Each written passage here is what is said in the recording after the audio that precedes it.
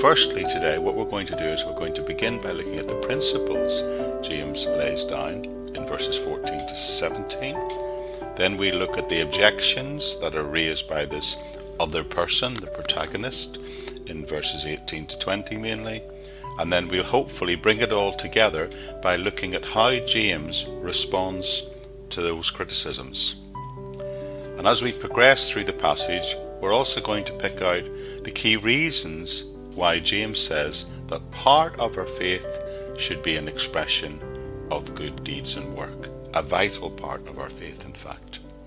So with that in mind, let's just drop back and look again at verse 14, which says, "What does it profit, my brethren, if someone says he has faith but does not have works? Can faith save him?" Over history, this is where the controversy in some section of the church started. Some come to this passage and say it's talking about someone who doesn't have a real faith. Some say this is about people who just say they believe but don't really believe at all. Therefore, some are saying that James is talking, what he's doing here, he's talking about real faith and contrasting it with false faith. But I, along with others, beg to differ with that perspective. Because you see, in this passage, he's definitely addressing Christians. He says that very clearly when he chooses to open it by saying, "What does it profit, my brethren?" And from the opening greeting in these verses, it is clear that he's talking to Christians about Christians. That's what I think anyway. And if you go all the way back to the very beginning, you will definitely see that this whole letter is written to Christians. So the real issue will become very clear if we understand that this is not a case of examining true faith against works. This is a difference that examines faith with works and faith without works. In both cases, the faith discussed, I believe, is real, but in order to understand that, I think it's helpful if you understand a couple of words that James uses in this passage. For example, he closes verse 14 by saying, "Can that faith save him?" Now, a great many old-fashioned evangelicals hear the word saved and they automatically think of the term saved as always referring to being saved and going to heaven. But we need to understand that the word saved in the New Testament is used in a number of ways. The main one is definitely talking about being saved from damnation and going to heaven. However, the word is sometimes used in a different way.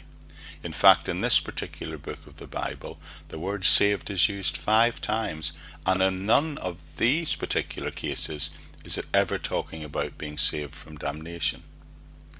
Let me give you one easy example to spot so that you can see what I'm getting at.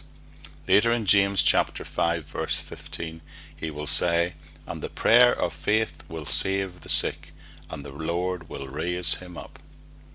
Now that's an obvious example, but we can see in this case it's definitely not talking about being saved from damnation. It's not even talking about being saved spiritually. It's about being saved physically, saved from illness. So in the context of this letter, and at this point, he's definitely not talking about being saved from damnation and going to heaven. He is talking about saving your life from the effects of sin. On another occasion, he talks about being saved from a ruined life, saved from the effects of sin that might even mean being saved from physical suffering, or perhaps even being saved from premature death. In other words, if you have faith without works, you are wasting the future potential to live a grace-filled life. You are squandering the benefit, if you like, of being able to see the gospel outworked in not only your life, but in the lives of others. To help make this clear for us, James gives us an illustration. He gives us a straightforward illustration so that there can be no doubt in our minds what he's talking about.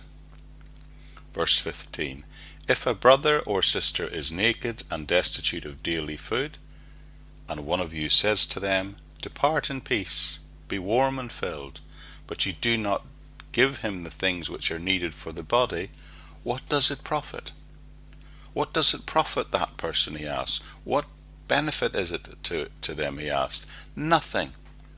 Nothing if you tell them to go in peace and be warmed and fill, if they don't even have a warm bed to lie in or food to eat. So it's very clearly, in this passage, it's talking about showing people love, compassion, and mercy. Remember, back in chapter 1 at the beginning of this series, he already told us not just to be hearers of the word, but to be doers of the word also. And we were also told in the first half of this chapter 2 not to be prejudiced or show favoritism, because that will block us from expressing the love of Christ practically to others. Thus, I believe landing here at verse 17 is this conclusion of his principles previously stated earlier on, which he's unpacked, and he's now giving us a conclusion of why faith by itself, if it does not have works, is dead. Now, faith being dead doesn't mean that faith didn't exist. It just means that faith is just not doing anything. I suppose it's a bit like having a car with a flat battery. The car won't start, and you're not going anywhere. It doesn't mean you don't have a battery. It just means the battery hasn't got any power to do what it's meant to do. And I believe that's the main point being made here. You can have faith, but if you're not exercising that faith by what you do, or applying it through works of love, then your faith is powerless. Powerless to bless others with God's mercy, and powerless also to gain your reward at the judgment seat of Christ. You see, faith without works is a selfish type of faith. It is powerless to help others, and it is powerless to get you your reward at the judgment seat of Christ. Can faith save you? Of course, yes, it can. But faith on its own, without works of love, it may save you, but it will not bring you the rewards or for you or benefits to anybody else. When we trust Christ, we are rewarded with heaven.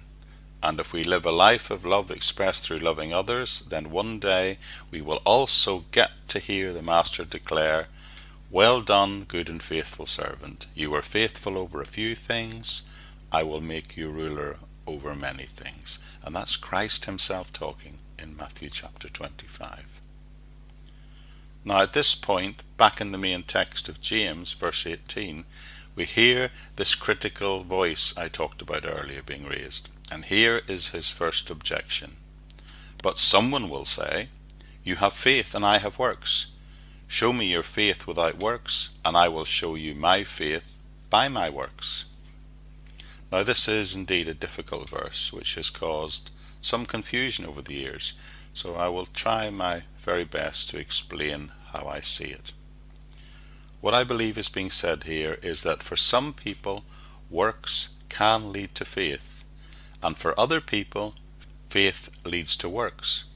But there's no difference, because whether faith comes out of works or works lead people to truth faith, it makes no difference if that faith is real, because it is their faith that saves them in both situations, not the good deeds. He will make this crystal clear for us in verse 22, as we shall see in a moment. But the objector is accusing him of saying there's no connection between the faith and work things, but James's reply is saying no, there absolutely is a connection. And he does this in the most dramatic way of replying to that objection when he says, "You believe there's one God, well, you do well. Even the demons believe that and tremble. But do you want to know, O foolish man?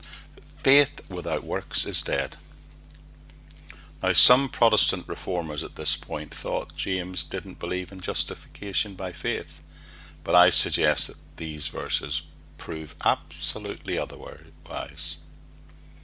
This type of justification by works, which he appears to be talking about, does not reduce the force of his argument for salvation by faith alone. Let me explain why that is so as best I can. I believe there's no tension between what Paul taught and James's teaching. In fact, Paul even quotes the same verses in Genesis about Abraham in his letter to the Galatians in chapter 6, and in Romans chapter 4 when he argues the case for justification by faith.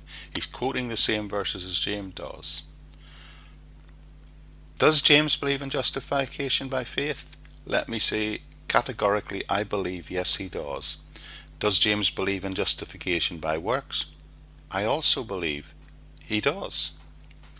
But I also believe that Paul and James are in perfect agreement, and they both teach at their core that salvation is by faith. Now, having said all that, just to confuse you, the next verse, because James says, was not Abraham our father justified by works when he offered Isaac his son on the altar? What? Didn't I just argue that salvation is by faith? And now he turns around and tells us that Abraham was justified by works when he offered Isaac. Now this is important. When did the Bible first say Abraham had faith? Think about that for a moment. Well, if you want to look it up, it's back in Genesis 15, where we are told Abraham believed in the Lord and he accounted it to him for righteousness. When did that event that James now is referring to occur, when he offers Isaac on the altar? Well, let me tell you, that happens years later, 7 chapters later, in chapter 22 of Genesis. And James is saying to people who are raising this criticism, he's not wincing his words, he's saying, you foolish people, you claim to know your Torah, you claim to know these Old Testament writings. Abraham was justified by faith in Genesis chapter 15, but Abraham is also now being justified by his works again later when he offers Isaac in chapter 22. So you see, the mystery is solved. There are 2 opportunities in which God's forgiving grace can be expressed, and that experience can occur. So what's the difference between justified by faith and justified by works? Here's the answer, and please listen very carefully. Justification by faith is justification before God. Justification by works is justification before other people. That demonstrates we have faith in God. Listen to how Paul, who's often held to have a different position on this than James, listen to how he explains it in Romans chapter 4 verses 1 and 2. What then shall we say? That Abraham our father has found according to the flesh? For if Abraham was justified by works, he has something to boast about, but not before God. So there it is right there. That's the answer to this imaginary division between faith and works, and what some people in church history have got very animated about. Let me be clear. Salvation is by faith alone before God. Therefore, you cannot boast before God that you did anything of your own work. However, other people will actually recognize that you have a meaningful faith by the good works that you do. In that sense, we give evidence before everybody else out there that we have a really meaningful faith in God when we do good deeds. Go back and look at the beginning. Go back and look at James 2:22, and he lays it out for us when he says, "Do you see that faith was working together with his works, and by works his faith was made perfect?" He's just shown us how Abraham had faith, but he's also showed us how Abraham acted upon his faith by a deed, and it was one in the most dramatic circumstances to show us how these 2 things in fact work together. That's what good works did for Abraham then, and that's what good works will do for us today. Doing good things for other people will perfect your faith. Now the word used here is perfect, and the word that could also be translated as mature. In other words, as you do good works and help other people and credit God for them, your faith will in fact grow and mature. Our faith grows stronger when we do good works and credit God. In fact, these both aspects grow together in these circumstances. And that's why he tells us in verse 23, and the scripture was fulfilled, which said, Abraham believed God, and it was accounted to him for righteousness, and he was called the friend of God. So in Genesis chapter 15, Abraham believed and trusted in God. But in Genesis 22, he believed and he obeyed God in the most difficult of circumstances, and when he did, God blessed him. You see, acts of love and mercy will perfect and mature your faith. And that's a very good reason to live a loving life and offer acts of love and mercy, because it will perfect and mature your faith. And that means it is not only going to be profitable, as the term he used, in the everyday, because it's perfecting your faith day by day, but it's also going to be profitable. That's what's called the judgment seat of Christ in the future. But there's one final reason, a third reason, which takes us to the last part of this passage.